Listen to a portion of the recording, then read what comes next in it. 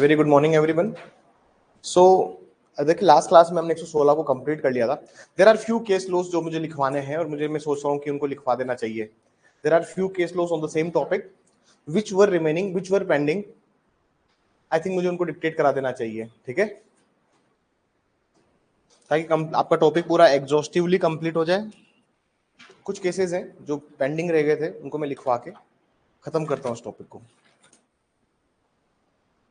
Badwai case के बाद में हम उसको आगे कंटिन्यू करते हैं। एक केस आया, क्या डीएनए टेस्टिंग की जा सकती है। अब तो ये हमने लेटेस्ट ट्रेंड पढ़ लिया। अब मैं कुछ पुराने केसेस आपको बताऊंगा, पुराना ट्रेंड आपको बताऊंगा कि पहले क्या था। जब ये पूरी प्रॉब्लम अराइज हुई तो उस टाइम पे क्या प्रॉब्लम हुई थी, उसको मैं थोड़ा सा डिटरमाइन करूंगा कि केसेस क्या थे, प्रॉब्लम्स क्या थी and what are the solutions in that. ठीक है, हम लोग इसको डिटरमाइन करते हैं, we will discuss in detail.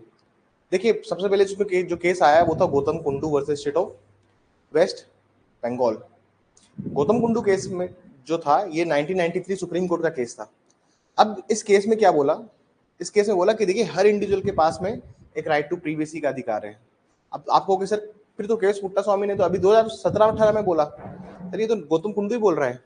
देखिए स्पेसिफिकली राइट टू प्राइवेसी को जिस लॉ ने जिस केस के थ्रू स्पेसिफाई हुआ है दैट इज अ केस पुट्टा स्वामी। लेकिन पासिंग रेफरेंस में बहुत सारी कोर्ट्स पहले भी बोल चुकी हैं कि राइट टू प्राइवेसी होना है, अधिकार है आपके पास में, जैसे गौतम कुंडू भी बोल रहा है। लेकिन गौतम कुंडू में मेन इशू ये नहीं है कि राइट टू प्राइवेसी होना चाहिए नहीं होना चाहिए। गौतम कुंडू में जो मेन क्वेश्चन ऑफ लॉ है वो ये है कि whether any person can be compelled to give DNA evidences. क्या डीएनए टेस्टिंग के लिए आप एविडेंसेस देंगे। That is a main issue, that is a main issue, that is a main focal point, that is a main focus point on the same issue. Passing reference में court क्या बोल रहा है उसका फर्क नहीं पड़ता। जैसे विनू भाई हरिभाई मालवीय, उसमें पासिंग रेफरेंस में कोर्ट ने बोल दिया कि that court can take cognizance even after the court can order for reinvestigation even after order of cognizance। अभी विनू भाई हरिभाई मालूम में जो बोला it was only ओबिडेड डिक्टा।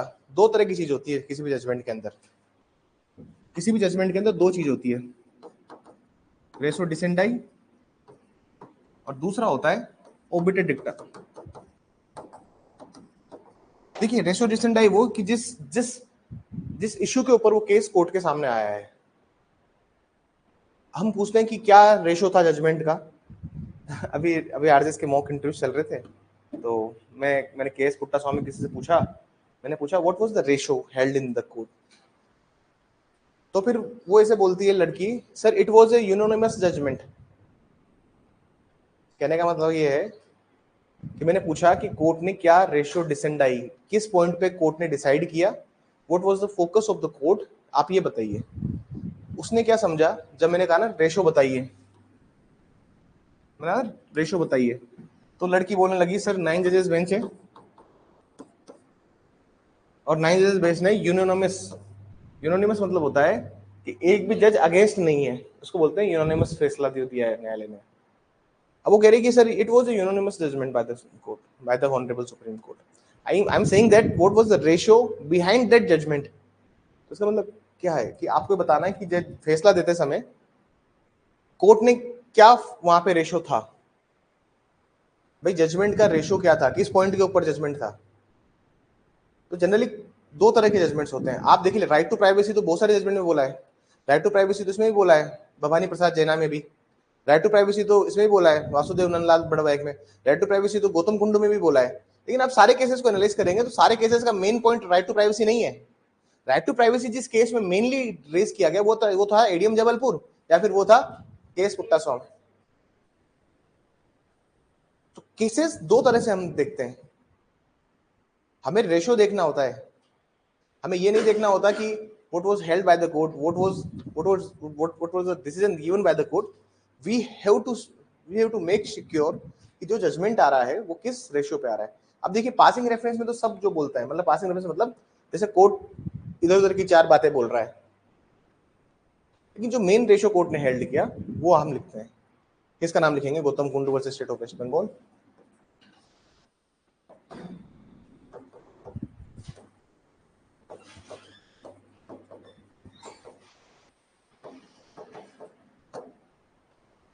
Gautam Kundu versus state of West Bengal. This is 1993 Supreme Court. Gautam Kundu versus state of West Bengal. Gautam Kundu.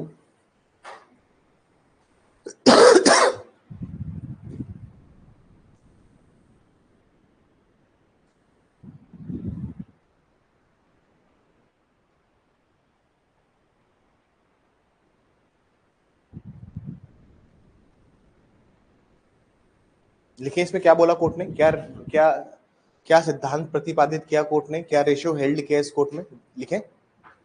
लिखिए, it was held that every individual has the right to privacy.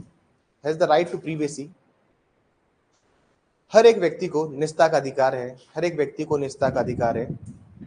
हर एक व्यक्ति को निजता का अधिकार. निशान देखिए, केस ही लिखवाया मैंने. इस केस का नाम लिखिए और लिखना स्टार्ट कीजिए. केस का नाम बाद में नोट कर लेना. हर एक व्यक्ति को निजता का अधिकार है. हर एक व्यक्ति को निजता का अधिकार है.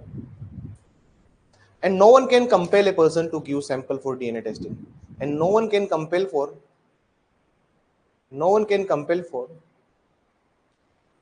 to give sample for DNA testing.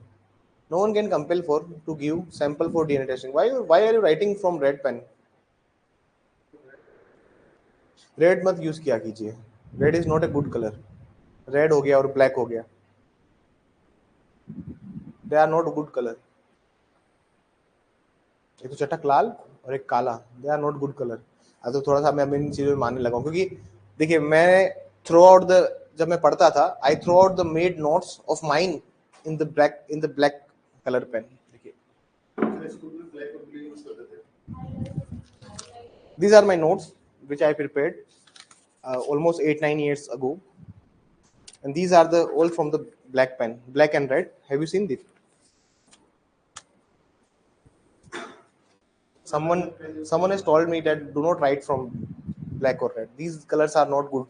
आपको ग्रीन, अब आपको सॉरी ब्लू लिखना चाहिए. ब्लू से ही लिखना चाहिए. Blue is very good colour. बाकी मर्जी तुम्हारी है, जो मानो तो मत मानो. हाँ, हाईलाइट के लिए बहुत रेयर आप उसको यूज कीजिए. अदर कलर्स के पेन को यूज कीजिए, लेकिन just for the purpose of highlighting something. क्योंकि क्या था ना कि I am not a superstitious person जो इस चीज को मानता है. मैंने तो पूरी थ्रू आउट अभी भी आप मेरी जेब में देखेंगे, this is a black pen. इसको गुड साइन नहीं बोलते. एक आप बताइए, एक बहुत फेमस क्रिकेट टीम है. There is a team of cricket of New Zealand team. New Zealand world cup जीत रही थी 2019,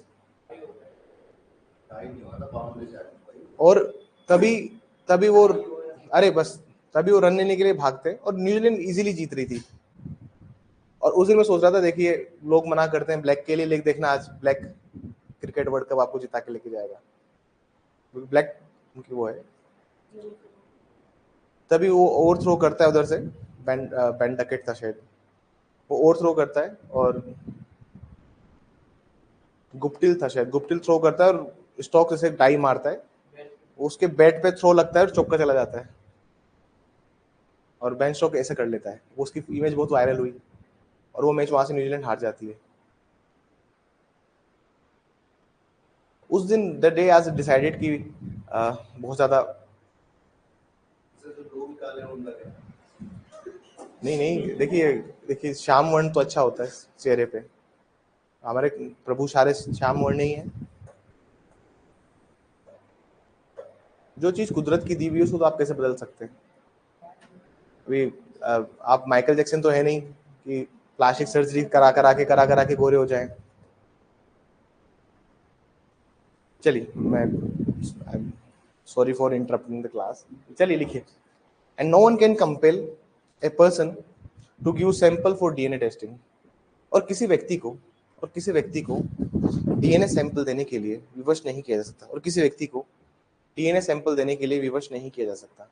और किसी व्यक्ति को डीएनए सैंपल देने के लिए विवश नहीं किया जा सकता. विवश नहीं किया जा सकता. आगे लिखिए, it is not respect with violation of article 20 clause 3. It is not respected violation of article 20 clause 3. यह धारा अनुच्छेद 20(3) का उल्लंघन नहीं करती, ये धारा अनुच्छेद 20(3) का उल्लंघन नहीं करती। Even in this case, Article 20 Clause 3 would not apply। और इन मामलों में अनुच्छेद 20(3) लागू नहीं होगा, और इन मामलों में अनुच्छेद 20(3) लागू नहीं होगा, अनुच्छेद 20(3) लागू नहीं होगा। as Article 21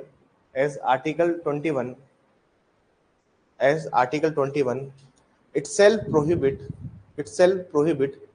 in order to give DNA sample,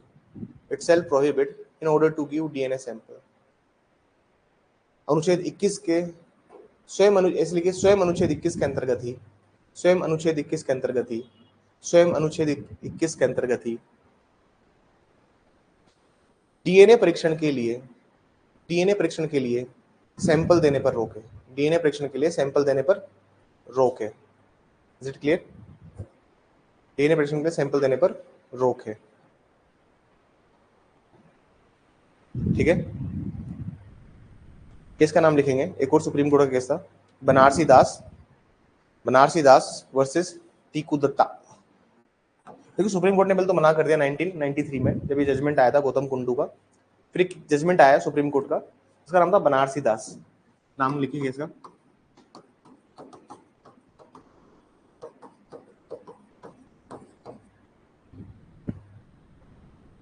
versus Tiku Dutta.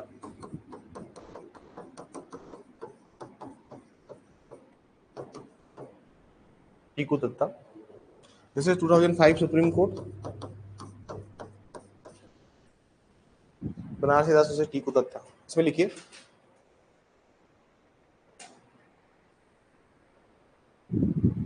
2005 का जो जजमेंट था ना, यहाँ से परसेप्शन चेंज होता है। यहाँ से क्या होता है, कोर्ट की सोच चेंज होती है कि देखिए 116 जो पहले जो 112 था, हम पुरानी बात करते हैं तो 112, तो कोर्ट के वहां से सोच बदली इस जजमेंट के बाद से, बनारसी दास वर्सेस टीकू दत्ता से, कि यार अगर कोर्ट ऑर्डर देगी तो आदमी को देना पड़ेगा। आर्टिकल 21 वहां पे बीच में नहीं आएगा। लिखिए, it is the discretion of court, it is the discretion of court, it is the discretion of court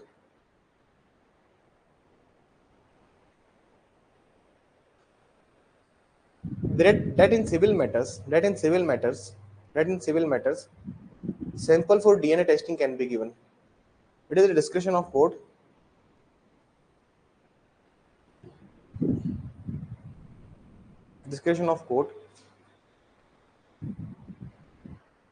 in DNA testing civil matters DNA testing can be given।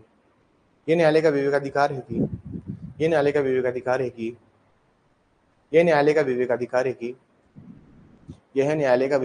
है कि सिविल मामलों में डीएनए परीक्षण के लिए कहा जा सकता है।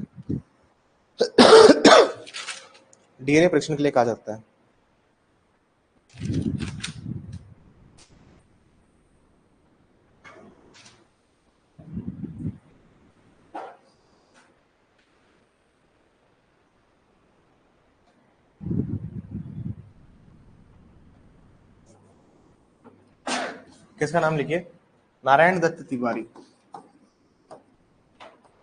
पढ़ा दे मैंने केस आपको, पढ़ाया नहीं पढ़ाया?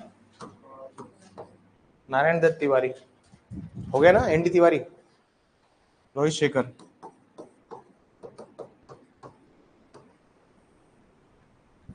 Rohit Shekhar 2012 supreme court.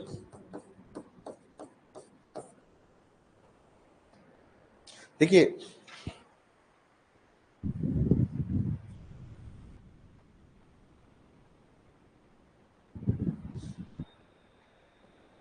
इस केस में ऐसा हुआ था, नारायण दत्त तिवारी ने कभी शादी नहीं करी थी, और जब किसी ने शादी ही नहीं करी है तो फिर 116 का प्रिजम्पशन लगेगा क्या? लेकिन फिर इलेजिटिमेट चाइल्ड के राइट्स का क्या होगा? जो अवैध बच्चे हैं उसके अधिकार का क्या होगा? साबित कर दिया, चलो साबित कर ही नहीं पाया बेचारा रोहित शेखर, क्या साबित ही नहीं कर पा रहा है, क्योंकि शादी तो हुई नहीं ना कभी एनडी तिवारी और उनकी मदर की। There is no marriage at all. Good morning Manisha. There is no marriage, शादी हुई नहीं। इस केस में होता क्या है सुनिएगा, बहुत बहुत इंटरेस्टिंग केस था ये। अब इस केस में ऐसा हुआ, ND Tiwari was the chief minister, 2 time chief minister of Uttarakhand, और कांग्रेस के बहुत दिग्गज लीडर एनडी तिवारी। इनको बाद में एमएलए, इनको बाद में गवर्नर बना के रिटायर्ड किया गया। जब भी किसी का राजनीति करियर खत्म करना हो तो उसको क्या बना देते हैं, गवर्नर या ज्यादातर राष्ट्रपति। आजकल राष्ट्रपति जो है वो दलित समुदाय से बन रहे हैं, जैसे रामनाथ कोविंद हो गया, द्रौपदी मुर्मू जी हो गई। अब आजकल वो नहीं रहा कि राष्ट्रपति बनाने के लिए करियर खत्म किया जाए, जैसे जैसे जैसे प्रणब मुखर्जी का करियर खत्म करना था तो उनको राष्ट्रपति बनाया, ज्ञानी जेल सिंह हो गए, बहुत सारे मल्टीपल लीडर्स थे। तो एनडी तिवारी के केस में बेस होता है, जब से गवर्नमेंट आई ना, ये मोदी गवर्नमेंट, थोड़ा सा पर्सपेक्टिव चेंज करने की उन्होंने कोशिश की है कि महामहिम उस व्यक्ति को ना बनाए जिसकी पॉलिटिकल लीडरशिप है। महामहिम मतलब राष्ट्रपति, उनको ना बनाया जाए जिनकी पॉलिटिकल बैकग्राउंड रहा है। राष्ट्रपति उनको बनाया जाता है जिन्होंने अपने समाज में, अपने संघर्षों में रहते हुए बच्चों के लिए बहुत कुछ किया है, मतलब समाज के लिए बहुत कुछ किया है। जैसे द्रौपदी मुर्मू जी हो गए, रामनाथ कोविंद सर हो गए। They have done ultimate sacrifice for the society. लेकिन पहले क्या होता था कि पॉलिटिकल रिटायरमेंट करना था तो गवर्नर या राष्ट्रपति बनकर उनको रिटायर कर दिया जाता था। ND Tiwari was sitting, he was 2 time chief minister of any state. ND Tiwari, एक लड़का था रोहित शेखर ये क्लेम कर रहे थे कि ND Tiwari is my father. लेकिन रोहित शेखर ये बात प्रूव करने में फेल हो रहा था बार बार, क्योंकि देखिए 112 का प्रेजम्पशन, पुराना सेक्शन 112, नया सेक्शन 116 का प्रेजम्पशन तब लगेगा ना जब 2 कंडीशन आप साबित करोगे। पहली तो ये कि भैया शादी हुई है, और दूसरी कंडीशन ये कि डिसोल्यूशन ऑफ मैरिज के 280 दिन में आप पैदा हुए हो। अब जब शादी ही नहीं हुई है रोहित शेखर की माँ की, नारायण तिवारी से, तो फिर प्रेजम्पशन अट्रैक्ट नहीं होगा। जब प्रेजम्पशन अट्रैक्ट नहीं होगा तो फिर डीएनए के लिए आप नहीं बोल सकते ना कि डीएनए दीजिए आप अपना, क्योंकि जब प्रेजम्पशन ही साबित नहीं कर पा रहे हो आप, जब प्रेजम्पशन साबित करोगे तभी तो वो कंक्लूसिव उपधारणा बनेगी। समझ में आई बात? मतलब जो सिन क्वा नन कंडीशन है, सिन क्वा नन मतलब क्या होता है, देयर इज अ कंडीशन, इसको हम बोलते हैं सिन क्वा नन। सिन क्वा नन इज अ मैंडेटरी, मतलब anything which is mandatory for any section, apply होने के लिए जो भी चीज मैंडेटरी है, जो भी चीज क्या है, आज्ञापक है। मतलब मैंडेटरी कंडीशन क्या है 116 लगाने के लिए, शादी होनी चाहिए। समझ में आई बात? और यहाँ पे शादी हुई नहीं थी। वो ये कह रहे थे कि I am a biological child, I am a biological child, और ये मेरे फादर है, इनको डिक्लेयर किया जाए मेरे फादर। ठीक है, कि ND Tiwari is my biological father and I am his biological son. That was the main arguments। आपको बिल्कुल इंग्लिश समझ में नहीं आती जब मैं कुछ बोलता हूँ अंग्रेजी में, बिल्कुल ऊपर से जाता है, तो बेटा मेंस भी तो लिखना है ना। मैं बहुत बेसिक इंग्लिश बोलता हूँ, थोड़ा सा सुनने की और समझने के प्रयास कीजिए ना, आपका भी इंग्लिश इंप्रूव होगा इससे। इंग्लिश इंप्रूव हुआ है किसी का यहाँ क्लास में सुनते सुनते? तो लगता है कि थोड़ा सा इंग्लिश बेहतर हुआ है जब आप थोड़ा सा इंग्लिश में सुनते हैं? इंग्लिश इंप्रूव हुआ है पहले से? बोलने का फर्क पड़ा है। The words we are pronouncing, the words we are repeating in the class.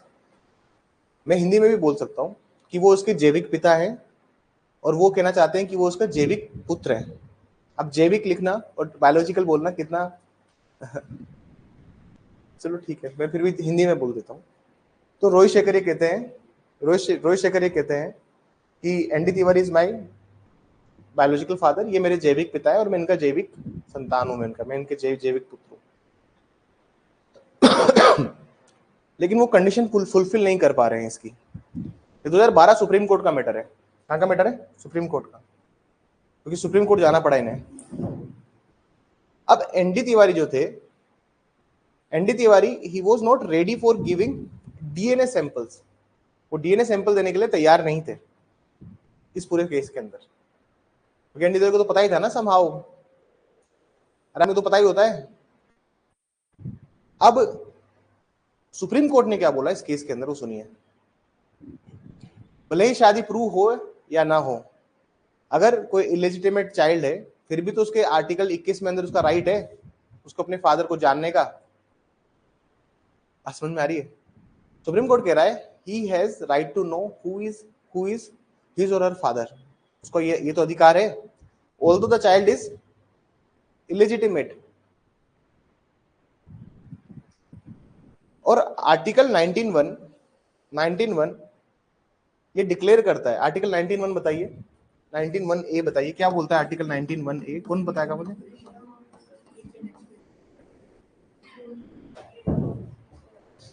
तो एक्सप्रेस करने का राइट है एंड रोहित शेखर को भी कि ND Tiwari is my father. अभिव्यक्ति की आजादी है, अभिव्यक्त तो करेगा ना आदमी। सुनने की कोशिश करना कश्मीर, और फोकस इधर कीजिए मेरे ऊपर। क्या अभिव्यक्ति की आजादी है, बोलने की,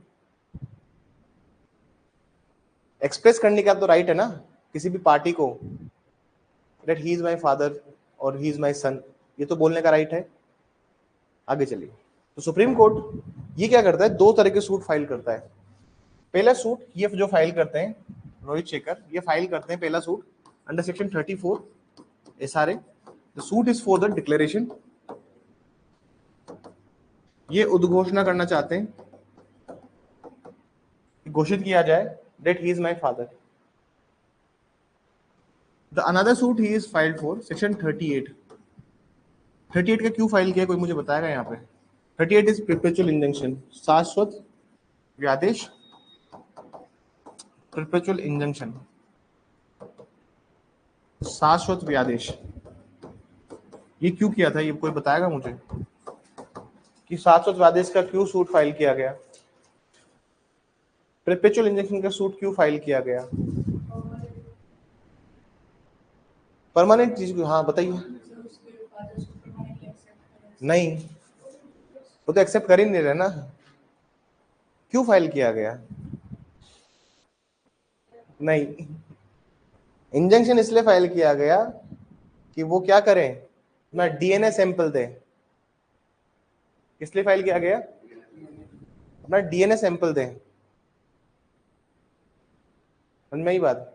अब मैंने आपको भी बताया था कि देखिए परपेचुअल इंजंक्शन जो है ना, परपेचुअल इंजंक्शन दो तरह के हो सकते हैं, mandatory perpetual injunction, temporary perpetual injunction. तो यहाँ पे कौन सा इंजंक्शन है? Mandatory perpetual injunction. ये वाला इंजंक्शन था। तो 34 में तो करो डिक्लेयर और 38 में करो लोन से सैंपल। समझ में आई बात?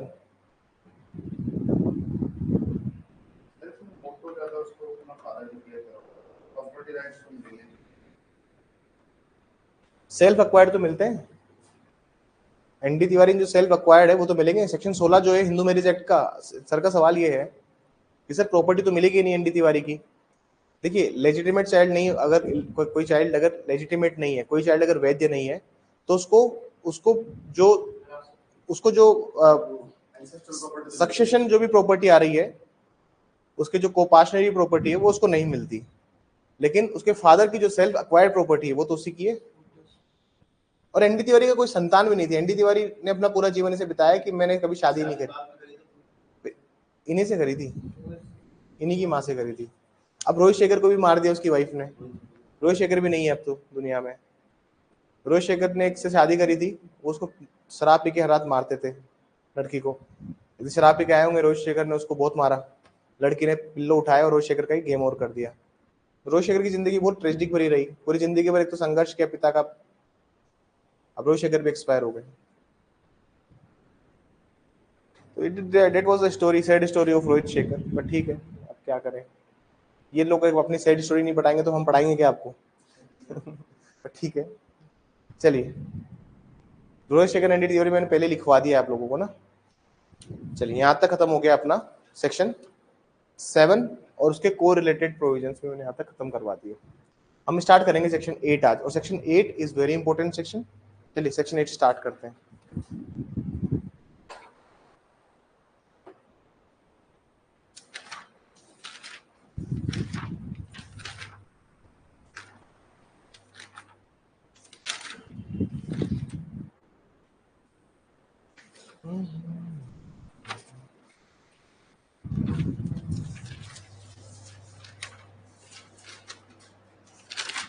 सेक्शन 8 निकाल लीजिए प्लीज। देखिए it's a very musical journey. अगर आप लोगों को समझ में आ रहा है ना, तो आज तो today is 22nd lecture of भारतीय साक्षर अधिनियम। हम इसमें ऑलमोस्ट 80 क्लास पढ़ने वाले हैं, 80-90 क्लास होगा इसमें भारतीय साक्षर अधिनियम में रफली। लेक्चर्स की क्वांटिटी बहुत ज़्यादा है, तो आप लोग भी प्लीज़ थोड़ा सा पकड़ के रखना सब्जेक्ट को। जो सब्जेक्ट लंबे चलते हैं ना, तो बच्चे आउट ऑफ फोकस होने लग जाते हैं। ये मेरा जो मानना है, पढ़ाने का जो एक्सपीरियंस से बता रहा हूँ मैं आपको, प्लीज़ आउट ऑफ फोकस मत होइएगा। दोनों सब्जेक्ट जो भी चल रहे हैं ना अपने फाउंडेशन में, वो दोनों सब्जेक्ट बहुत लेंदी हैं। तो सीपीसी 50+ लेक्चर्स उसके हो चुके हैं, और जैसे 120 के लेक्चर जब तक खत्म होंगे, आपका सीपीसी खत्म हो जाएगा। तो सीपीसी से खत्म होगा, उसका फिर मल्टीपल टेस्ट होंगे। इस सिंगल टेस्ट में सीपीसी कंक्लूड नहीं हो पाएगा। मान लीजिए आपकी टेस्ट स्टार्ट हो जाएंगे, उसके बाद आपके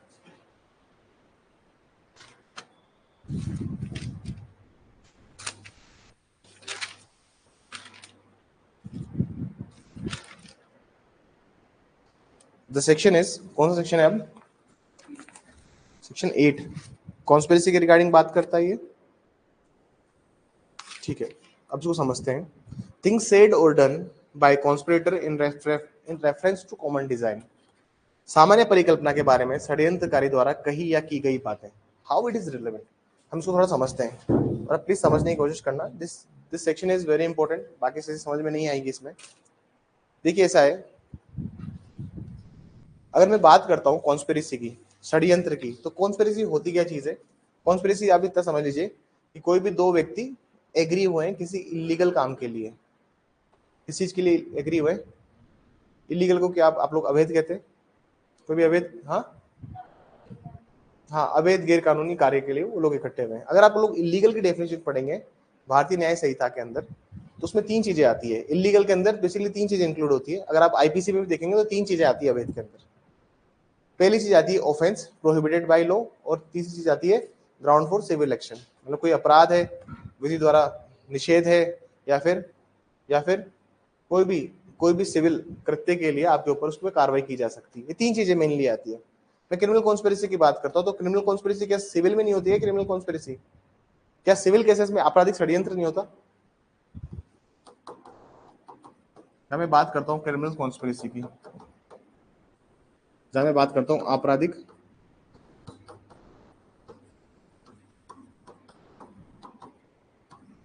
आपराधिक षड्यंत्र की, मैं बात करता हूँ आपराधिक षड्यंत्र की, 2 तरह की चीजें होती है। एक होती है क्रिमिनल कॉन्स्पिरेसी,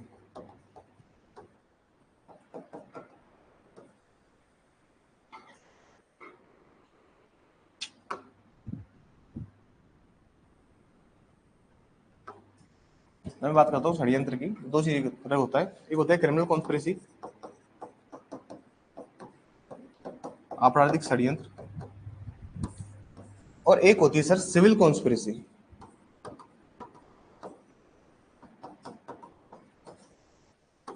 ये कहाँ आती है, मुझे बताएंगे?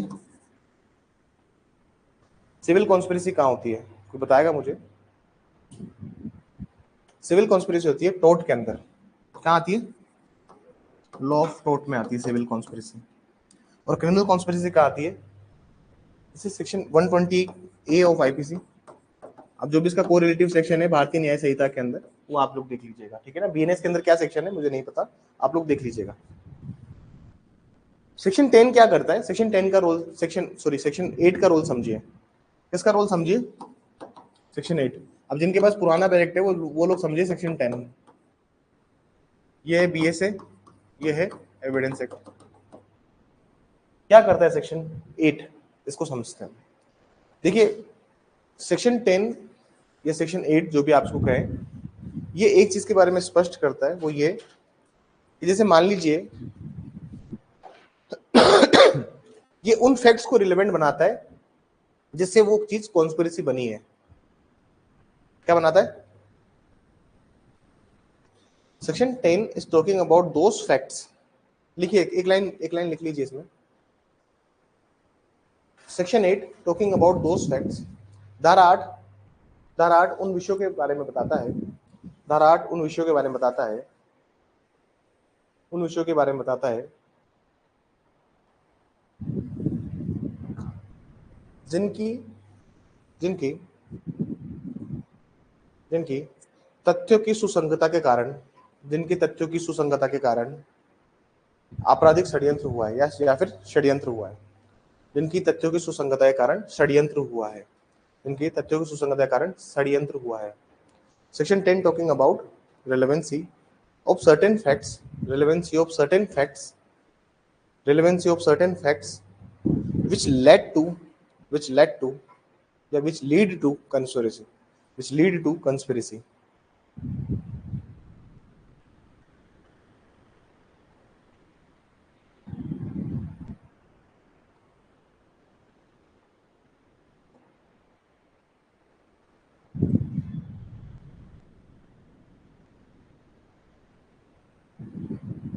जैसे एग्जांपल देते हैं हम लोग, जैसे मान लीजिए दो दोस्त है ए और बी। दोस्त तो अच्छे हैं लेकिन समस्या सबके साथ एक ही है, पैसा नहीं है इनके पास। ठीक है, दोस्त तो बहुत अच्छे हैं but they don't have money. English में रिपीट करना है हिंदी में रिपीट करना है वो बता देना मुझे पता नहीं है आपका मीडियम क्या है। दो दोस्त है ए और B. The problem is with them is the money. पैसा नहीं है सर इनके पास। समझने की कोशिश कीजिएगा और बहुत ही इंपॉर्टेंट टॉपिक यहाँ से हम समझ रहे हैं। ऐसा है सर, इन लोगों ने एक बैंक लूटने के लिए, एक बैंक में रॉबरी करने के लिए,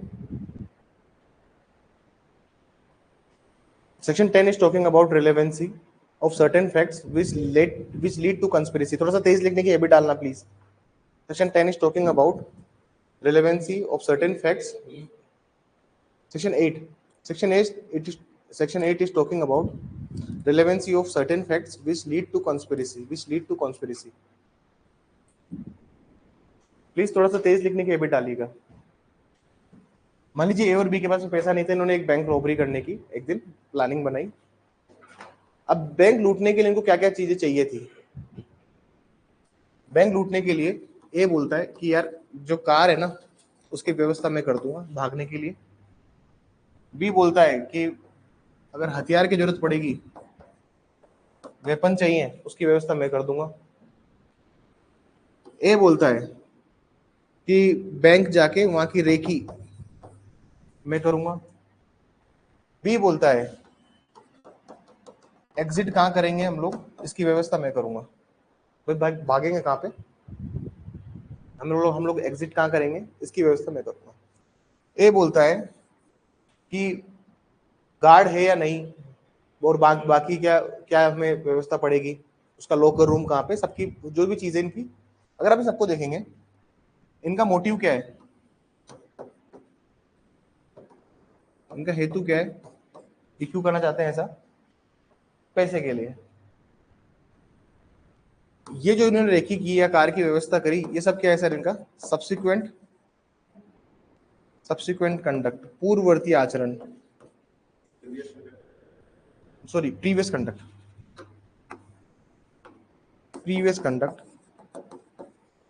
पूर्ववर्ती आचरण। भाई लूटने के पहले जो भी पहले का आचरण कर रहे हैं वो। हथियार, जहां से हथियार खरीदे होंगे, ये भी क्या है अपना प्रीवियस कंडक्ट, पूर्ववर्ती आचरण। कहां से एग्जिट करना है, एंट्री कहां से करनी है, ये सब जो प्लानिंग करके जा रहे हैं। मान लीजिए एक बार रोबरी इन्होंने कर ली, उसके बाद जब ये भाग रहे हैं तो ये सब क्या हो जाएगा, सब्सिक्वेंट कंडक्ट। अगर आप पूरे सिनारियो को समझेंगे तो हमें समझ में आता है कि सर क्रिमिनल कॉन्स्पिरेसी में जो भी इन्होंने सारे काम किए वो सब क्या है, सेक्शन 8 में, जो पुराना वाला 10 है, मेरे मुंह से 10 नहीं जा रहा, सेक्शन 8 में वो सब चीजें क्या हो जाती है, रिलेवेंट हो जाती है। मतलब वो सारे फैक्ट्स, वो सर्टेन फैक्ट्स जो कि कॉन्स्पिरेसी को लीड करते हैं, जिसकी वजह से वो षड्यंत्र हुआ है, वो सारे तथ्य क्या हो जाते हैं, सुसंगत हो जाते हैं सेक्शन 8 के अंदर। क्या समझ में आई, ये बात समझ में आई, नहीं समझ में आई। अगर आपको कॉन्स्पिरेसी प्रूव करनी है कि इनके बीच में कॉन्स्पिरेसी थी, तो आप कैसे प्रूव करेंगे, आप मोटिव प्रूव करेंगे, आप प्रीवियस कंडक्ट प्रूव करेंगे, आप सब्सिक्वेंट कंडक्ट प्रूव करेंगे, इन्हीं चीजों से आप कॉन्स्पिरेसी प्रूव करेंगे। तो सेक्शन 8 भी इसी रिगार्डिंग बात करता है कि if you want to prove अगर कोई षड्यंत्र हुआ है, कोई कॉन्स्पिरेसी है, तो उसके रिगार्डिंग जितने भी कनेक्टेड चीजें हुई हैं आपको सारी चीजें साबित करनी होगी। जो बात समझ में आई? Is that clear? ठीक है। अब पार्टी जो भी कुछ भी काम करती है, देखिए क्रिमिनल कॉन्स्पिरेसी जो है ना, वो कभी भी, अगर किसी पे क्रिमिनल कॉन्स्पिरेसी के चार्जेस लग रहे हैं तो कभी भी अकेले नहीं होगी, दो लोग तो चाहिए चाहिए मिनिमम। ठीक है, क्या चाहिए? दो लोग तो चाहिए चाहिए। और सिर्फ सिर्फ सेक्शन 8 अकेला नहीं है क्रिमिनल कॉन्स्पिरेसी को प्रूव करने के लिए। आप सोचिए, अगर आप ये सोच रहे हैं कि सेक्शन 8 इज द सिंगल और अलोन सेक्शन, जैसे मैं आपको थोड़ा सा बताता हूं, समझने की कोशिश कीजिएगा। सिर्फ सेक्शन 8 ही नहीं है जिससे आप क्रिमिनल कॉन्स्पिरेसी प्रूव कर सकते हो। There are multiple sections. रेस जस्ट है, सेम ट्रांजैक्शन में जो चीज हो रही है उससे भी आप क्रिमिनल कॉन्स्पिरेसी प्रूव कर सकते हो। सेक्शन सेक्शन 9 फैक्ट्स इनकंसिस्टेंट वाला सेक्शन, जो हाईली प्रोबेबल और इम्प्रोबेबल बनाता है सेक्शन को, वो वहां से भी हम प्रूव कर सकते हैं। सेक्शन 9 पढ़ेंगे अभी इसके बाद ना, इस सेक्शन के बाद वहां से भी हम इसको प्रूव कर सकते हैं। तो देयर आर मल्टीपल सेक्शंस जो कि क्रिमिनल कॉन्स्पिरेसी को, आपराधिक षड्यंत्र को या किसी भी षड्यंत्र को साबित करने के लिए आवश्यक हो सकते हैं। ठीक है, जैसे मान लीजिए ऐसा होता है कि तीन लोग मिलते हैं, ए बी और सी। अब तीन लोग मिले, इन्होंने एक क्रिमिनल कॉन्स्पिरेसी कर दी कि हम जाके कल एक बैंक की जो वैन आती है जिसमें कैश होता है, जो एटीएम में कैश डिपॉजिट करती है, हम उसको लूटेंगे। ठीक है, उन्होंने रॉबरी का प्लान बनाया उस वैन के साथ में। जब इस प्लान को एग्जीक्यूट करना था तो सी बैकआउट कर देता है। अब बचते कितने? दो लोग बचे। ठीक है, लेकिन अगर आप क्रिमिनल कॉन्स्पिरेसी को देखेंगे तो सी भी उतना ही लायबल है, ऑल्दो इसने कोई एक्ट नहीं किया है, फिर भी सी भी लायबल है। और क्यों लायबल है, इसका एक सिंपल सा रीजन बताता हूं मैं आपको कि क्रिमिनल कॉन्स्पिरेसी के अंदर से क्या होता है कि आदमी बिना एक्ट किए भी लायबल हो जाता है। जिन लोगों ने एपीयू की क्लास ली हुई है उनको तो पता होगा, यहाँ पे मैं बता देता हूँ। जब हम बात करते हैं क्रिमिनल कॉन्स्पिरेसी की, उसमें एक शब्द पढ़ेंगे आप, उस शब्द को हम बोलते हैं illegal. whenever two or more persons agree to do any illegal act, although the act is not illegal but it is by the illegal means। जब मैं आपको भारतीय न्याय संहिता पढ़ाऊंगा तो उस टाइम मैं आपको बहुत डिटेल में इस चीज को समझाऊंगा, लेकिन अभी समझिए इधर इलीगल में तीन चीजें आती है। एक आता है ऑफेंस, अपराध,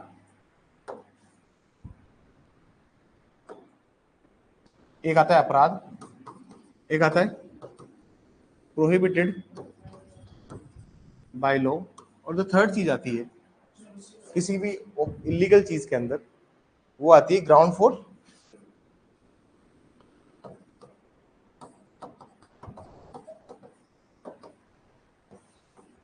ऑफेंस की। जब डेफिनेशन पढ़ते हैं अपन सेक्शन 40 आईपीसी में, तो वहां दिया हुआ है कि कोई भी अगर अपराध 6 मंथ से ज्यादा पनिशेबल है, रफली डेफिनेशन बता रहा हूं मैं, कोई भी अपराध अगर 6 महीने से ज्यादा पनिशेबल है, वो लोग किस चीज की प्लानिंग करते हैं? बैंक की वैन में, जो वैन वैन है उसको रॉबरी करने की, जो कैश वैन है। कहने का मतलब ये है कि अगर कोई 6 महीने से प्लस का कोई ऑफेंस किया है, देखिए इन दोनों इन दोनों में अगर आपको क्रिमिनल कॉन्स्पिरेसी में साबित करना है, प्रोहिबिटेड बाय लॉ और ग्राउंड फॉर सिविल एक्शन, यहाँ पे एक्ट का होना मैंडेटरी है, कोई ना कोई एक्ट होना चाहिए।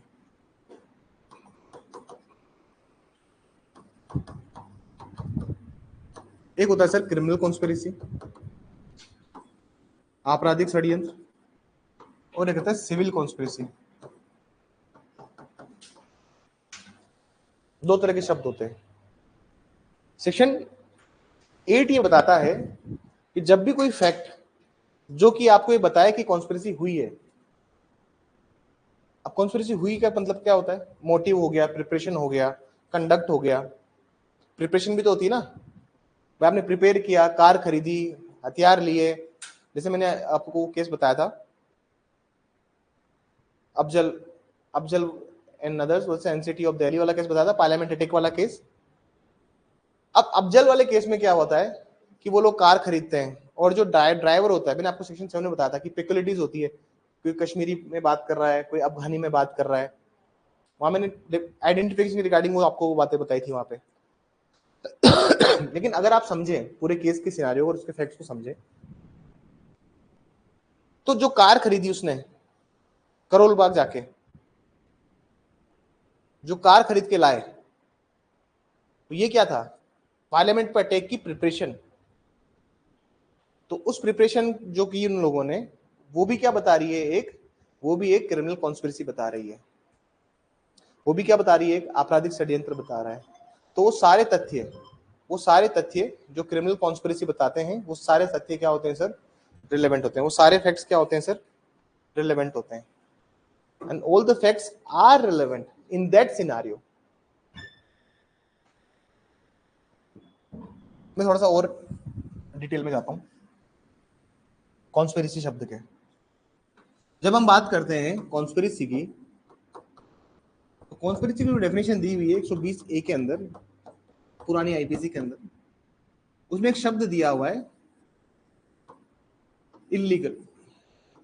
Have anyone has bracket? इसमें 3 शब्द हैं, ऑफेंस,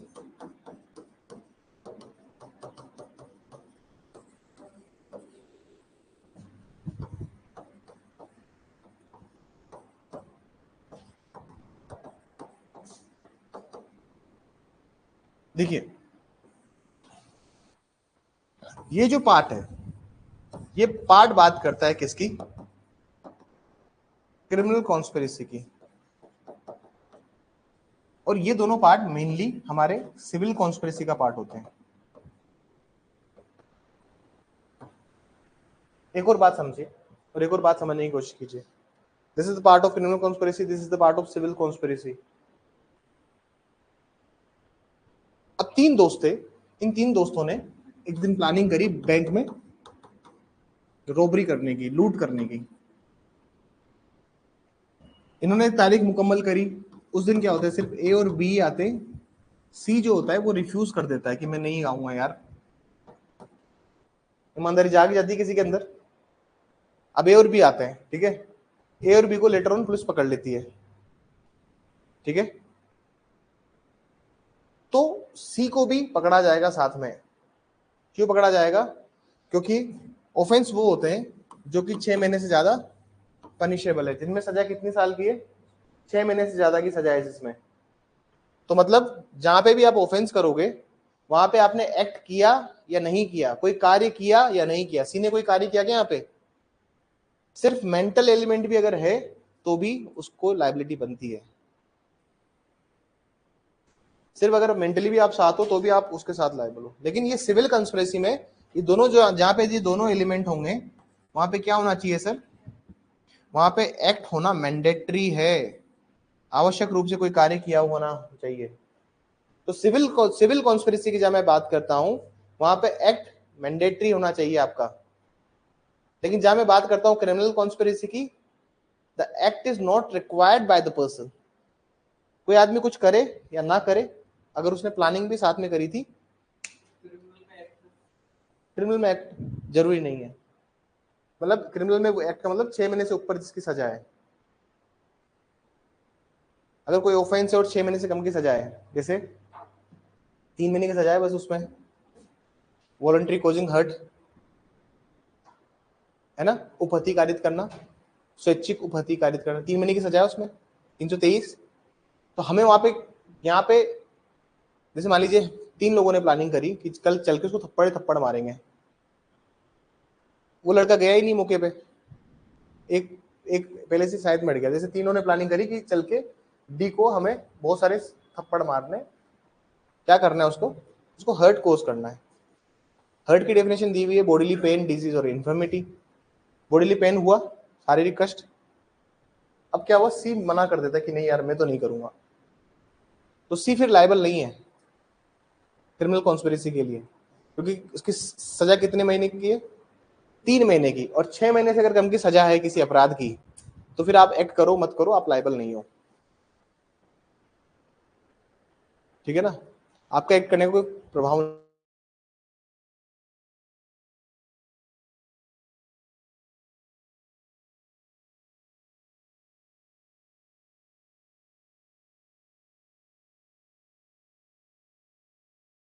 जिससे हमें पता लगता है, जिससे हमें ये पता लगता है कि कोई क्रिमिनल कॉन्स्पिरेसी हुई है, कोई भी फैक्ट जिससे हमें पता लगता है कि क्रिमिनल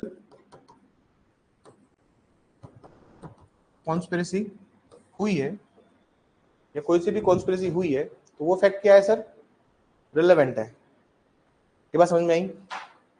अगर हमें पता लगता है कि क्रिमिनल कॉन्स्पिरेसी हुई है तो वो फैक्ट क्या बन जाता है? Ultimately it becomes a relevant fact. What it becomes? It becomes a relevant fact to the case.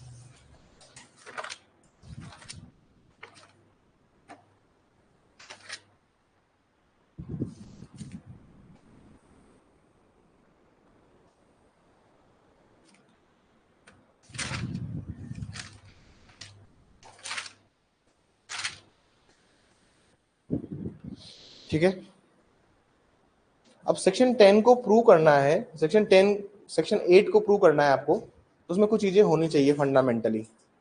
क्या चीजें होनी चाहिए?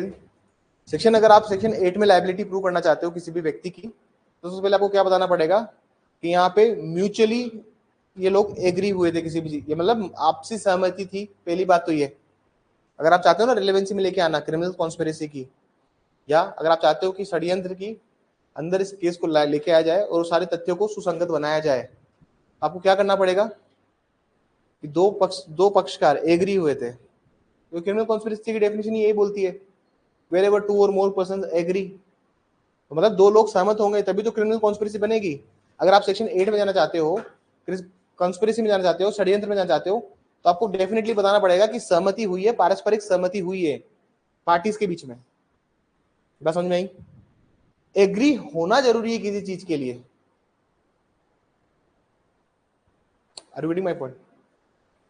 आप चाहते हो सेक्शन 8 में कोई चीज रिलेवेंट हो जाए, सेक्शन 8 भारतीय साक्ष्य अधिनियम के अंदर कोई चीज रिलेवेंट हो जाए, सुसंगत हो जाए, तो सबसे फर्स्ट एंड फॉरमोस्ट कंडीशन क्या होगी कि सर दो लोग एग्री हुए थे पहले तो, और एग्री होने के बाद में उन्होंने जो भी प्रिपरेशन करी है, मोटिव है, कंडक्ट है, प्रीवियस सब्सिक्वेंट कंडक्ट है, उनके पास कोज है, ओकेशन है, इफेक्ट है, वो सारे फैक्ट्स क्या हो जाते हैं फिर? रिलेवेंट होते हैं from the point of criminal conspiracy. ये बात समझ में आई? थोड़ा सा लिखेंगे अपन इसके ऊपर. प्लीज बैरेक्ट के लिए जगह छोड़ दीजिएगा. बैरेक्ट को तो लिखना मैंडेटरी है, मेरे लिखवाने से नंबर नहीं मिलेंगे. अरे जो मैं लिखवा रहा हूँ उससे नंबर मिले ना मिले कोई गारंटी नहीं है, लेकिन गारंटी किस चीज की है? बैरेक्ट को लिखने से नंबर मिलेगा.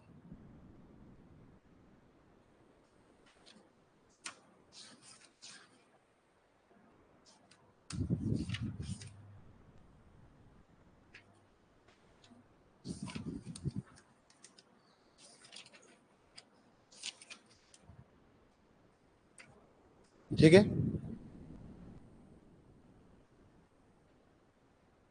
लिखिए. बैरेक्ट को प्लीज लिख लीजिएगा. Please write the bracket. Conspiracy means conspiracy means conspiracy means a combination or agreement. Conspiracy means a combination or agreement between two or more person, between two or more persons, between two or more persons, between two or more persons,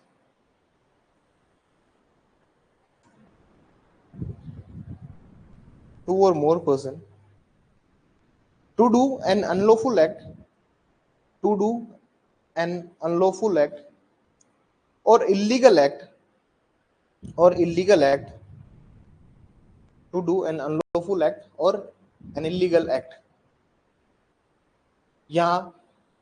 यहाँ षड्यंत्र से तात्पर्य है कि यहाँ षड्यंत्र से तात्पर्य है कि यहाँ षड्यंत्र से तात्पर्य है कि दो या दो से अधिक व्यक्तियों के मध्य, दो या दो से अधिक व्यक्तियों के मध्य अवैध काम को करने के लिए, दो या दो से अधिक व्यक्तियों के मध्य अवैध कार्य को करने के लेके, दो या दो से अधिक व्यक्तियों के मध्य अवैध कार्य को करने को लेके आपसी समझौता या करार हुआ है, आपसी समझौता या करार हुआ है, आपसी समझौता या करार हुआ है.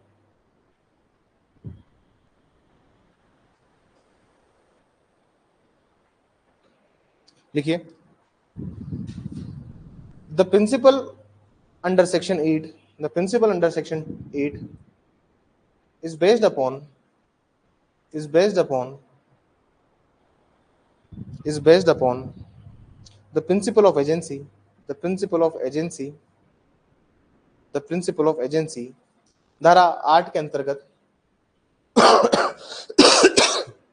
धारा 8 के अंतर्गत दिया गया सिद्धांत, धारा 8 के अंतर्गत दिया गया सिद्धांत, धारा 8 के अंतर्गत दिया गया सिद्धांत अभिकरण पर आधारित है, अभिकरण पर आधारित है, अभिकरण पर आधारित है, अभिकरण पर आधारित है। which means two or more persons, which means two or more persons conspire together to commit an offense, to commit an offense, to commit an offense। इसका तात्पर्य है कि दो या दो से अधिक व्यक्ति किसी अपराध को कारित करने के लिए, दो या दो से अधिक व्यक्ति किसी अपराध को कारित करने के लिए षड्यंत्र को रचते हैं,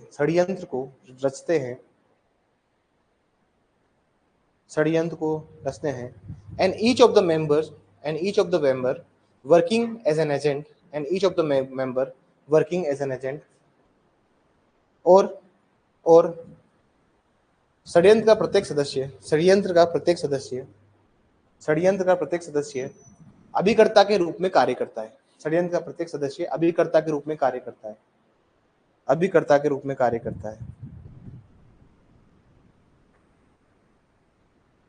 अब एजेंसी होती है ना, कॉन्ट्रैक्ट में, स्पेशल कॉन्ट्रैक्ट जब आप पढ़ेंगे तो उसमें देखेंगे कि एजेंसी में क्या होता है ना, एजेंसी में ऐसा होता है टेक्निकली कि हर एक आदमी एक दूसरे के लिए लायबल होते हैं। पार्टनरशिप और एजेंसी में there is a slight difference. Partnership में तो क्या होता है कि आप कोएक्सटेंसिव मतलब इक्वल और कोएग्जिस्टिव लायबल हो एक दूसरे के लिए। पार्टनरशिप में ऐसा होता है, जैसे मान लीजिए पार्टनरशिप और क्रिमिनल कॉन्स्पिरेसी का थोड़ा डिफरेंस बताता हूं मैं आपको कि पार्टनरशिप में, और मैंने क्यों बोला है, मैंने कहा है कि कॉन्स्पिरेसी जो होती है ये क्या होता है सर, एजेंसी की तरह काम करती है। वहीं पे अगर मैं बात करता हूँ, सुनिएगा ध्यान से, वहीं मैं बात करता हूँ कि एजेंसी में हर एक व्यक्ति कैसे काम कर रहा है, एज एन एजेंट काम कर रहा है। लेकिन पार्टनरशिप क्या होती है वो सुनिए। पार्टनरशिप तो आप कहोगे सर पार्टनरशिप में भी हर एक व्यक्ति एक दूसरे के लिए काम करते हैं, पार्टनर भी तो एक दूसरे के लिए काम करते हैं। लेकिन पार्टनरशिप के साथ दिक्कत क्या होती है ना, जैसे मान लीजिए एक पार्टनरशिप फर्म थी, इसके ऊपर 50 लाख रुपए बाकी है। तो कहने का मतलब ये कि अगर दो पार्टनर भाग गए तो तीसरा पार्टनर अगर मिलेगा ना तो पूरे 50 लाख इसी से वसूले जा सकते हैं। ठीक है ना। पार्टनरशिप में अगर इसने पूरे 50 लाख चुका दिए तो ये दोनों छूट जाएंगे लायबिलिटी से। लेकिन क्रिमिनल कॉन्स्पिरेसी में ऐसा होता है क्या? क्रिमिनल कॉन्स्पिरेसी अपराधी षड्यंत्र एक एजेंट की तरह काम करती है, मतलब हर आदमी अपने एक्ट के लिए दायित्व, हर एक पर्सन अपने एक्ट के लिए लायबल है। There is a slight difference between these two provisions. ये बात समझिए। पार्टनरशिप में तो क्या होता है ना कि अगर मान लीजिए इसको पकड़ लिया तो इसी से 50 लाख मांग लेंगे पूरा। लेकिन इधर ऐसा हो सकता है क्या कि नहीं तूने एक्ट किया है, तेरे को देंगे सजा, इसको सजा दी तो ये दोनों छूटेंगे थोड़ी ना। यहाँ तो सब इक्वली लायबल है एक दूसरे के लिए भी, ये सब इक्वली लायबल है। There is a difference between partnership and agency. बात समझ में आ रही है कि हम क्यों कह रहे हैं ऐसा? ये बात समझ में आई? आगे लिखिए। अब थोड़ा सा बैरेट की एक बार रीडिंग कर लेते हैं। एक बार बैरेट निकाल लीजिए, मैं हल्की सी लाइन पढ़ के समझाता हूँ बैरेट को, फिर मैं आपको लिखवाऊंगा। Where there is reasonable ground to believe that two or more persons have conspired together to commit an offense। मैं इधर निकाल लूं बैरेट को, अगर आपको ठीक लगे तो बताइए। अगर मैं थोड़ा सा लिख के भी समझा दूंगा आप लोगों को ना। सेक्शन 8 बी से तो आएगा नहीं, मैं तो पुराने सेक्शन जाना पड़ेगा।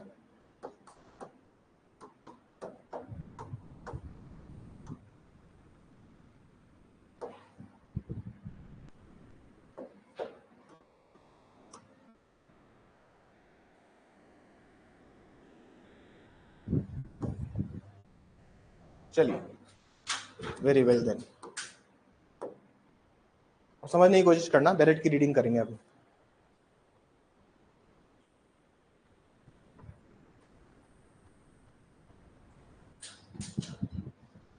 समझिए इधर, wherever there is a reasonable ground to believe that two or more person, सबसे पहले क्या है, एक रीजनेबल,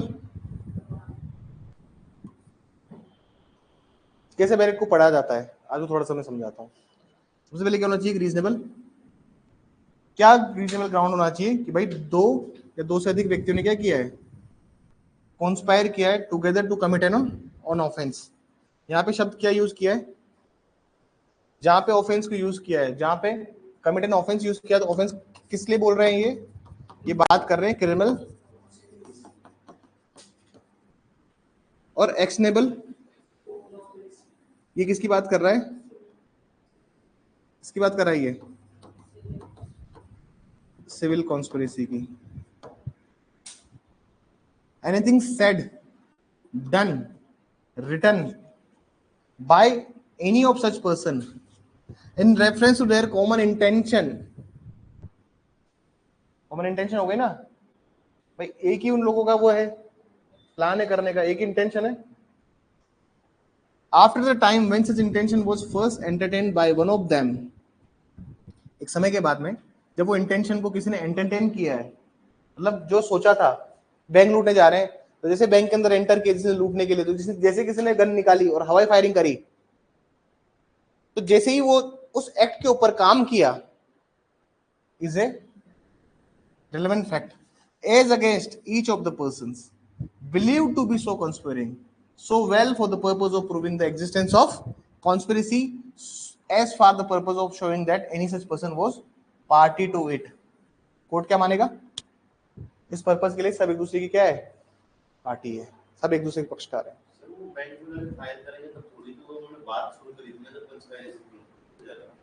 देखिए वो भले इसे बैंक में जाने के बाद करें, या फिर प्लानिंग के लिए कार खरीदने से करें, या प्रिपरेशन के लिए हथियार खरीदने से करें, कोई भी काम किया उन्होंने, the moment they did act, लेकिन मान लीजिए बस्ट हो गया, कुछ कर ही नहीं पाए, तो सोचा ही था, बस सिर्फ सोचा।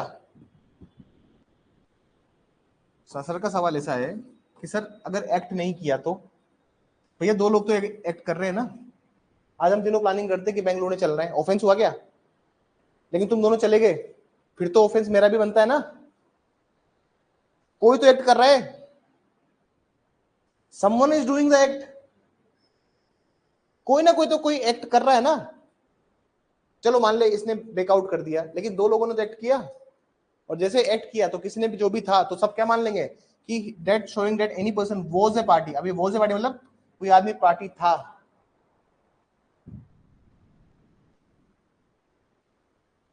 समझ में आया section?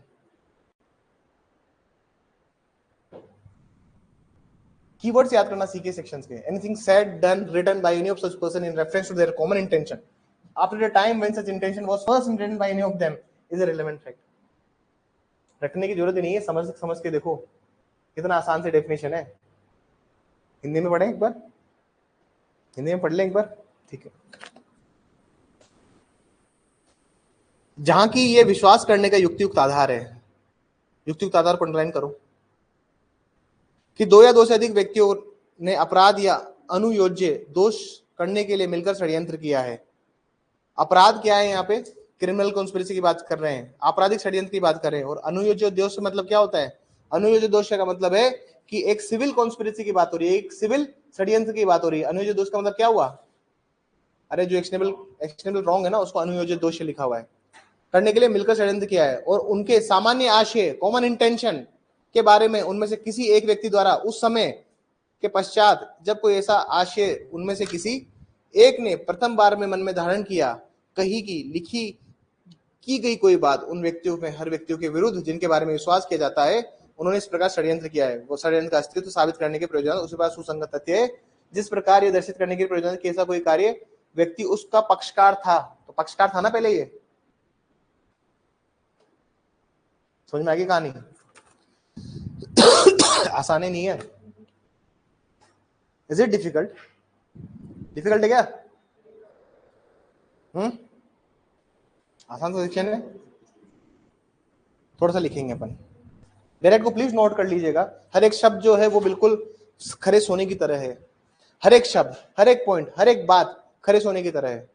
Please make it write down, और हैबिट बनाइए अपना कि डायरेक्ट जब आप लिखते हैं घर पे जाके नोट्स में, आप जो अपने नोट करते हैं उस चीज को, तो उस चीज को आप बहुत कंठस्थ करें, हैंड टू हैंड याद करने की कोशिश करो। कल के भरोसे मत छोड़ो, आज जो पढ़ाया उसको आज ही याद होना चाहिए, आज पढ़ाया आज याद होगा।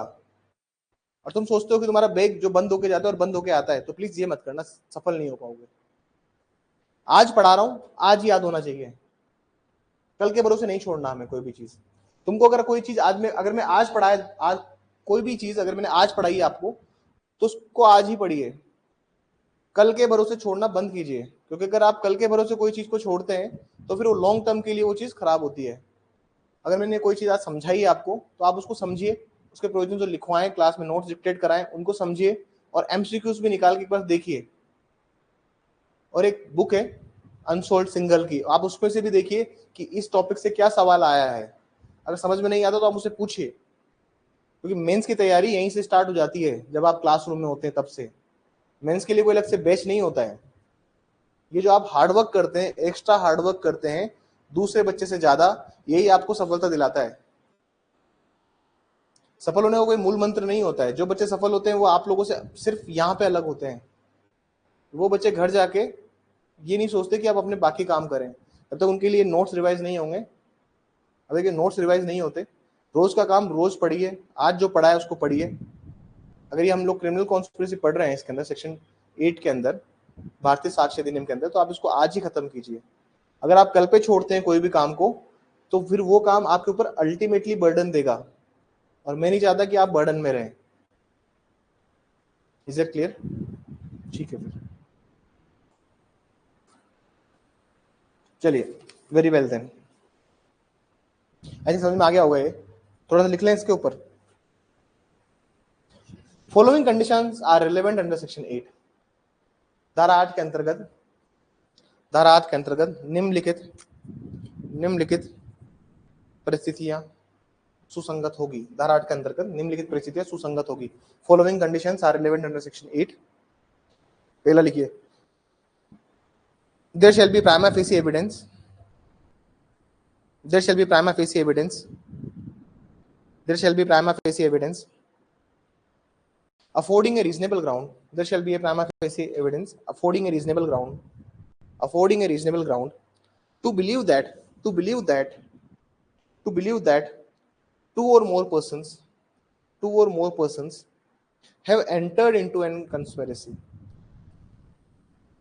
believe that two or more persons have entered into a conspiracy, have entered into a conspiracy। न्यायालय के समक्ष प्रथम दृष्टया विश्वास करने का युक्तियुक्त आधार होना चाहिए। न्यायालय के समक्ष प्रथम दृष्टया विश्वास करने का युक्तियुक्त आधार होना चाहिए, विश्वास करने का युक्तियुक्त आधार होना चाहिए कि दो या दो से अधिक व्यक्ति की दो या दो से अधिक व्यक्ति की दो या दो से अधिक व्यक्ति दो या दो से अधिक व्यक्ति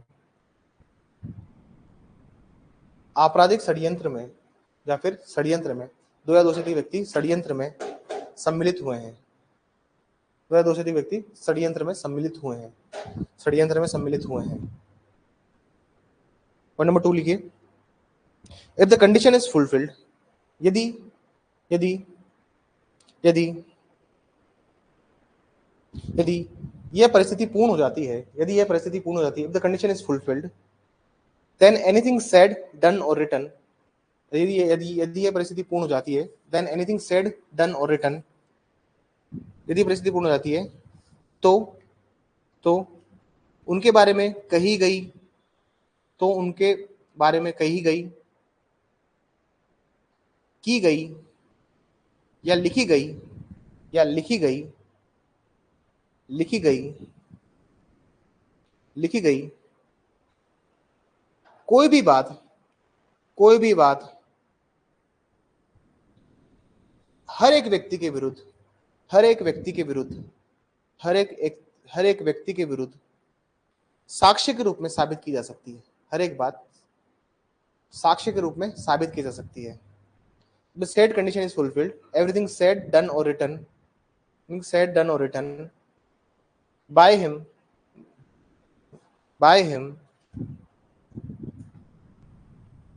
बाय हिम को काट दीजिए, बाय एनीवन करो, bye anyone, bye anyone, bye anyone in reference to the common intention, in reference to the common intention, in reference to the common intention, will be evidence against, will be evidence against, will be evidence against, will be evidence against each other, will be evidence against, will be evidence against each other, will be evidence against each other.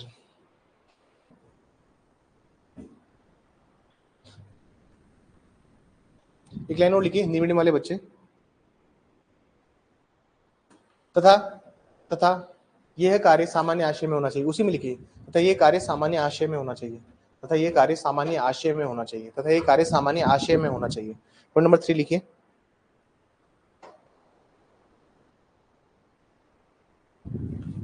Point number 3 लिखिए।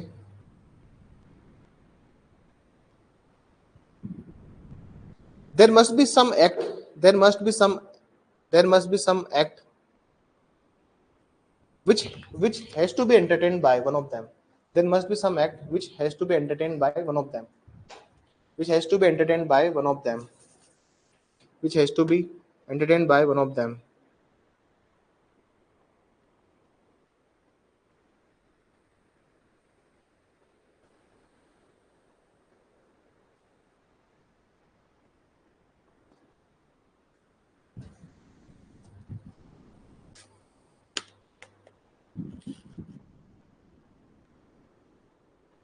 ऐसा आशय, ऐसे आशय, ऐसा आशय उनमें से किसी ने भी, ऐसा आशय उनमें से किसी ने भी किया हो, यह साबित होना चाहिए। ऐसा आशय उनमें से किसी ने भी किया हो, ऐसा साबित होना चाहिए। ऐसा आशय उनमें से किसी ने भी किया हो, यह साबित होना चाहिए, यह साबित होना चाहिए, यह साबित होना चाहिए। हो सकता है ना कि दो में एक ने नहीं किया, लेकिन किसी ने तो किया। जिसको ज्यादा जरूरत थी पैसे की, उसने तो किया। पहले क्या होता था ना, अपन ऐसे स्क्रीन चेंज करते थे ना, तो पीछे ब्लैक ब्लैक होता था। अब लेकिन वो ब्लैक नहीं होता है, अब बिल्कुल सही स्क्रीन आती है। ठीक है, एक पॉइंट और लिख लीजिए, चौथा पॉइंट भी लिख लीजिए इसमें। अमित,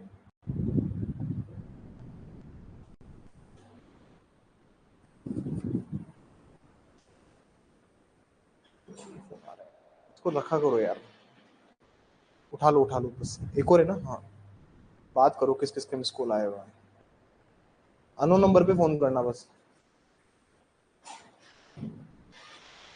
लिखिए,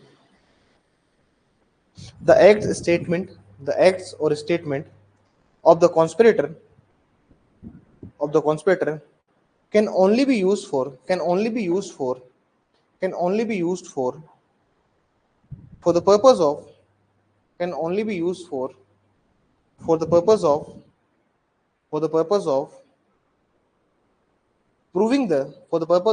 proving the existence of conspiracy, for the purpose of proving the existence of conspiracy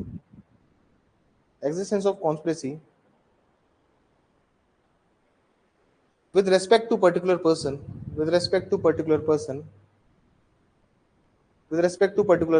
who was a party to it, लिखिए प्लीज। कोई भी कृत्य या कथन जो कि किसी षड्यंत्रकारी द्वारा किया गया हो, षड्यंत्रकारी द्वारा किया गया हो, षड्यंत्रकारी, कॉन्स्पिरेटर, जो भी किसी षड्यंत्रकारी द्वारा किया गया हो,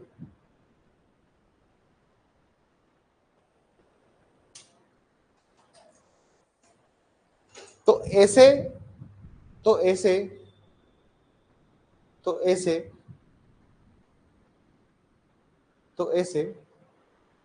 आशय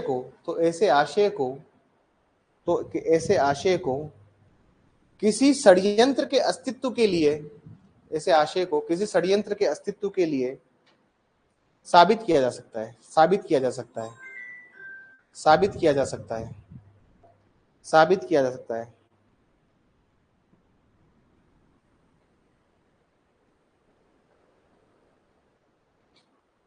पैराग्राफ चेंज करके इसी पॉइंट पे लिखना, it can not be use, it can not be use against such person, it can not be use against such person who was not a party of conspiracy.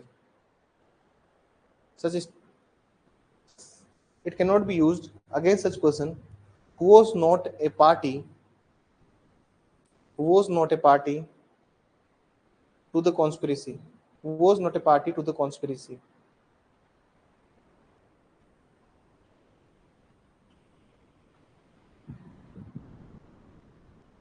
लिखिए इसमें ऐसे कथन को, ऐसे कथन को उसके विरुद्ध, उसके विरुद्ध इस्तेमाल नहीं किया जाएगा, उसके विरुद्ध इस्तेमाल नहीं किया जाएगा जो कि षड्यंत्र का पक्षकार नहीं था, जो कि षड्यंत्र का पक्षकार नहीं था, जो कि षड्यंत्र का पक्षकार नहीं था। अब कोई पार्टी ही नहीं है, कोई पक्षकार ही नहीं है। मान लीजिए एबीसी ने प्लान बनाया, आप थोड़ी ना डीईएफ के ऊपर भी आरोप लगा रहे हो on the basis of such statement. जिसने प्लानिंग करी है मेन, सिर्फ उसी के ऊपर है। तो मतलब ये जो सेक्शन है, ये सेक्शन अगर आप अल्टीमेटली सेक्शन का पर्पस देखो, ये अल्टीमेटली सेक्शन का पर्पस क्या है? सी को फंसाना, यही तो पर्पस हुआ ना।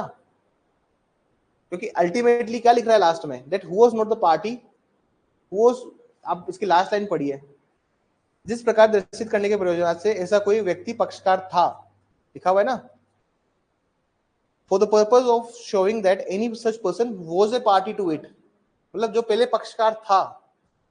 तो सेक्शन 10 किसको फंसाना चाह रहा है? सी को। उसका उद्देश्य यही है। अगर आप पूरे प्रोविजन को अगर आप समझेंगे तो ultimately it indicates the same thing. इसी के बारे में बात कर रहा है अल्टीमेटली, तो इसी के बारे में बात हो रही है ना। और प्रोविजन के रिगार्डिंग कहां बात हो रही है? बात समझ में आई कि how this provision is so special. Like last point और लिख लीजिए इसमें, मैंने पूरे ब्रेड को खोल के लिखा दिया, अगर आपने समझ में आ रहा है तो। आपको हर एक पॉइंट को मैंने डिटेल में ले लिया है।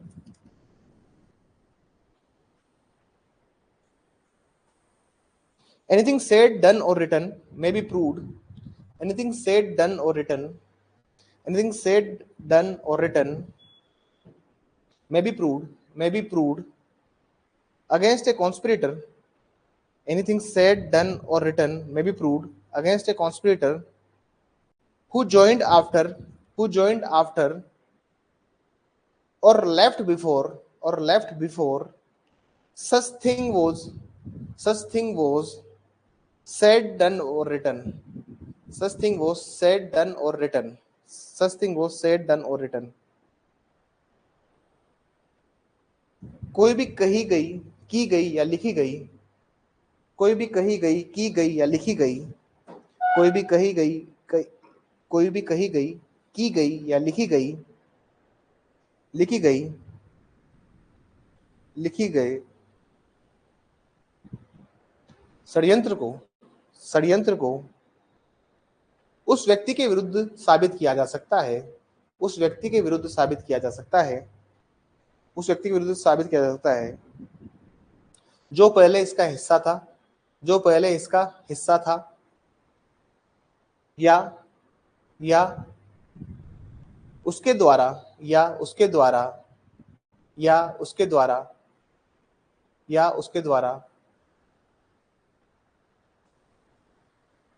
घटना घटित होने के पूर्व, घटना घटित होने के पूर्व,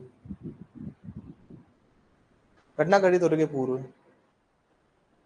छोड़ दिया गया हो, छोड़ दिया गया हो, या कुछ कहा, कुछ कहा, किया या लिखा गया हो, कुछ कहा, किया या लिखा गया हो, कुछ कहा, किया या लिखा गया हो। समझ में ही बात? तो टेक्निकल बात ये कि सेक्शन 8 जो है ना, इसका जो मेन पर्पस है वो उस आदमी के लिए ही है। और वो अगर ये प्रोविजन यहाँ होता भी नहीं ना सर, ये तो सिर्फ रिलेवेंसी की बात है। अगर ये प्रोविजन यहाँ होता भी नहीं तो भी 120A तो ये बात बोलता ही ना इलीगल वाले बात को। तो वो तो वैसे भी वहां पे लाइबल हो ही जाता, लेकिन उसके रिलेवेंसी के लिए यहाँ पे ये सेक्शन दिया है इन्होंने।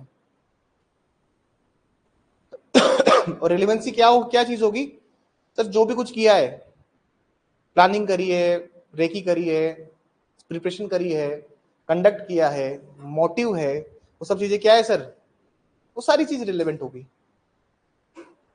समझ में आई बात? इलस्ट्रेशन देखिए,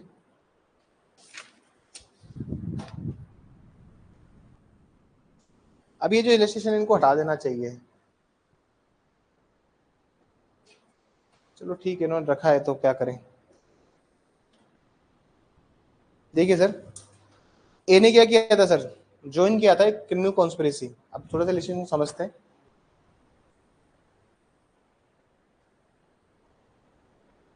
एक रीजनेबल ग्राउंड एग्जिस्ट करता है, शुरुआत ही कहां से हो रही है? क्योंकि मैं आपको पहला पॉइंट भी मैंने ये लिखवाया कि सबसे पहले क्या होना चाहिए? प्राइमा फेसी होना चाहिए। भैया ए ने ज्वाइन किया है, मैं सबको हटा दूं क्या? मैं कचरा बहुत हो गया।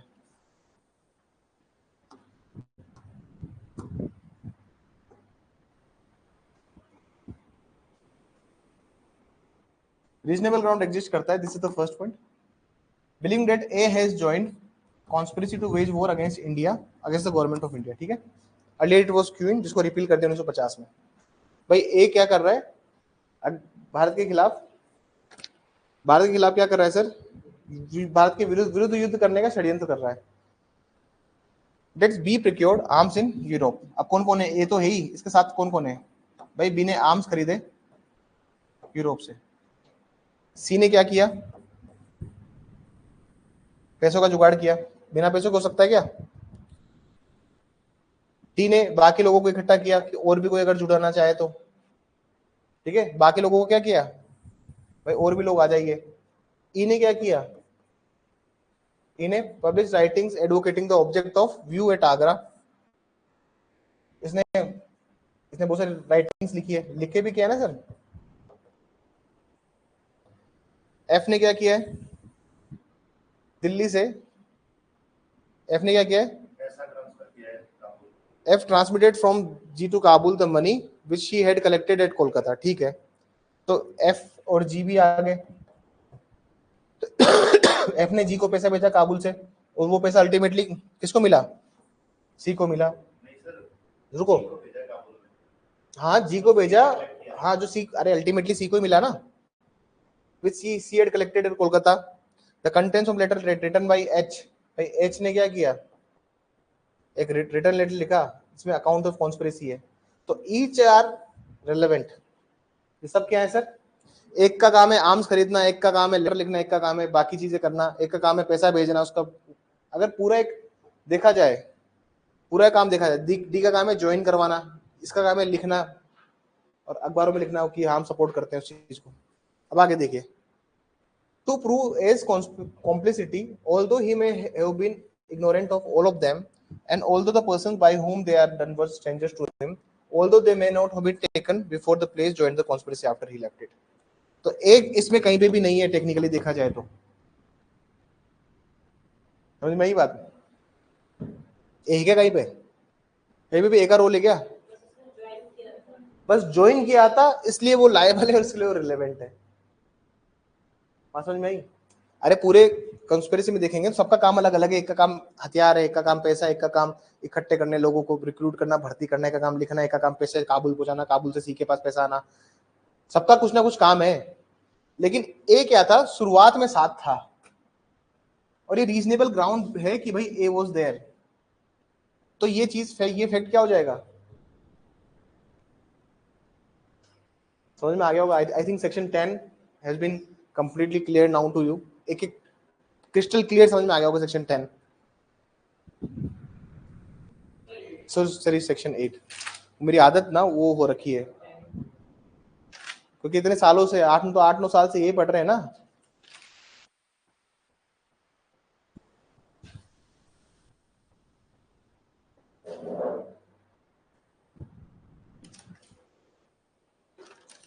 इसका केस का नाम क्या हो सकता है? इसमें केस लिख लीजिएगा, Afzal in others versus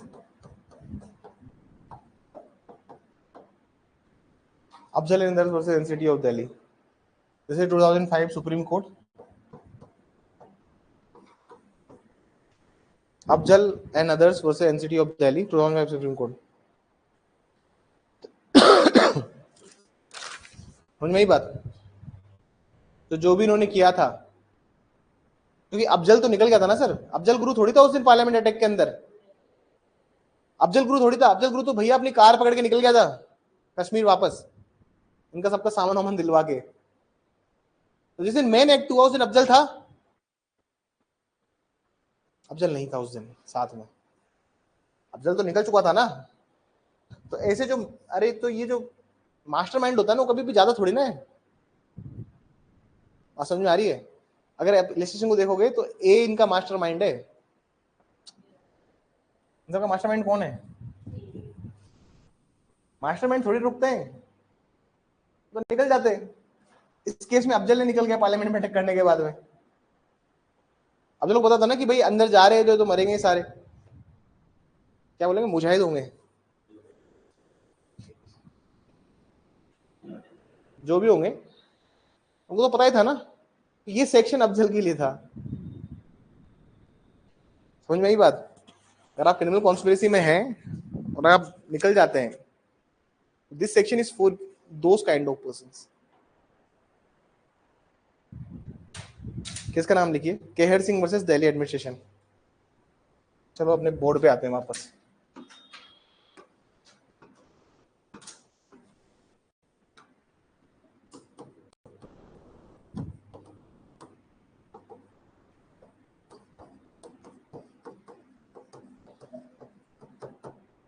administration, ये कौन सा केस है?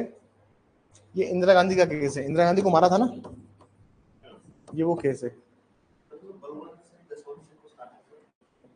ये इंदिरा गांधी वाला केस है।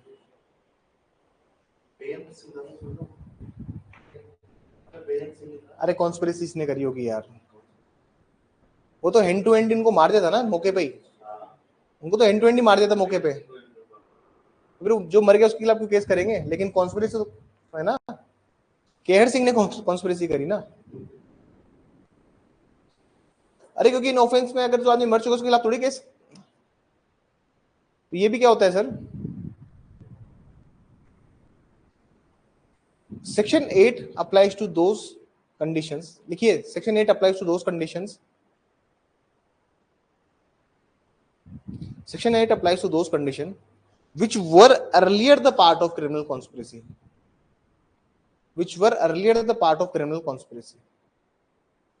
धारा 8 उन विषयों पर लागू होती है, उन विषयों पर लागू होती है, उन विषयों पर लागू होती है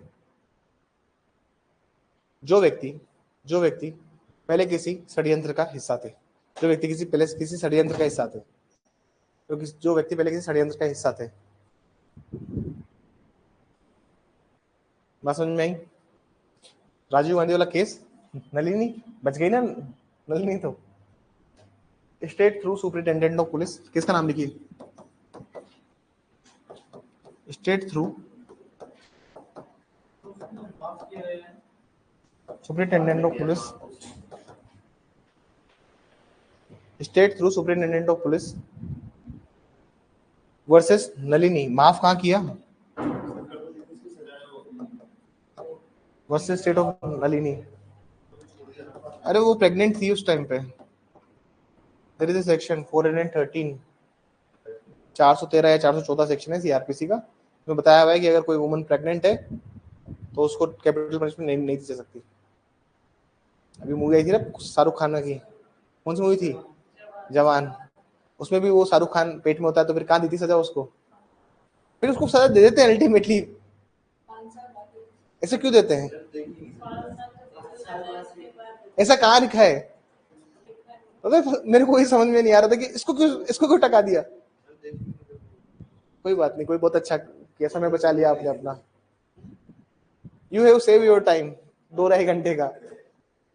I was in Chennai that time, जब ये मूवी रिलीज हुई ना तो ये चेन्नई में थी, और मैं चेन्नई में चेन्नई में जब जॉब कर रहा था ईडी के अंदर, तो मैं हमेशा यही सोचता था कि यार इन लोगों को ना हिंदी नहीं आती है बोलना। तो जवान आई तो मैंने कहा चलो एक मूवी का हॉल का टिकट ले लेते हैं, जवान देखने चलते हैं। मुझे लग रहा था कि वहां पे सारे नॉर्थ इंडियंस मिलेंगे, लेकिन आप यकीन नहीं करेंगे, पूरा सिनेमा हॉल हाउसफुल था और पूरे तमिलियंस बैठे थे और उनको हिंदी समझ में आती है। हाँ, और उस दिन मेरे को ये रियलाइज हुआ कि इनको सब समझ में आता है, ये मूर्ख बनाते हैं हम लोगों को। सब ठहाके मार मार के हंस रहे हैं और मेरे को लग रहा था कि यार इनको ये ह्यूमर समझ में कैसे आ रहा है। एक तो कॉमेडी सीन होता है, एक होता है ह्यूमरस सीन, इनको ये ह्यूमर कैसे समझ में आ रहा है। देन आई रियलाइज कि भाई इनको सब आता है, ये नहीं चाहते कि कोई भी लैंग्वेज इम्पोज हो हम पे।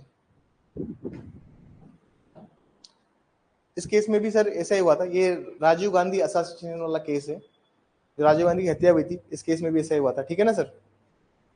एक और केस है मिर्जा अकबर, अभी सब केसेस का नाम इसलिए लिखा रहा हूं क्योंकि Mirza Akbar versus emperor,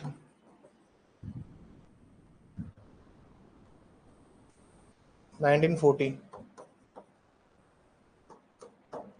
supreme court. 1940 supreme court कैसे हो सकता है? 1940 प्रीवी काउंसिल, पता नहीं क्यों मैंने यहाँ पे सुप्रीम कोर्ट लिखा हुआ है।